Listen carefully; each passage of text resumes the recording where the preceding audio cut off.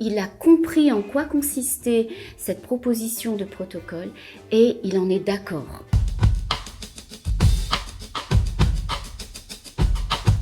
Bonjour Chantal. Bonjour Oriane. Donc, je m'appelle Chantal de Croisette, je suis pneumocancérologue au centre hospitalier d'Annecy-Genevois, en Haute-Savoie. Parfois on entend, moi j'hésite à rentrer, on m'a proposé un essai clinique, mais est-ce que je vais pas être un cobaye? Tu évoquais tout à l'heure qu'en France tout est très réglementé justement pour protéger le patient. Est-ce que tu peux nous dire justement, nous expliquer ça? Alors, la recherche clinique en France est très réglementée. Les protocoles sont validés par les instances officielles, les instances éthiques. Le patient, lorsqu'il rentre dans un essai clinique, il reçoit une information complète et il doit signer ce qu'on appelle un consentement éclairé. Qu'est-ce que cela signifie? C'est qu'il a reçu l'information nécessaire, il a compris en quoi consistait cette proposition de protocole et il en est d'accord. C'est ça le consentement éclairé.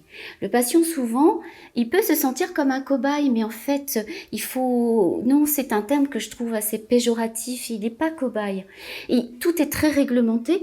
Je lui explique qu'on est en train d'essayer de trouver le traitement de demain de ce cancer du poumon et que grâce à des patients comme lui qui acceptent de rentrer dans un protocole, peut-être que demain, on va encore faire mieux que ce que l'on fait aujourd'hui.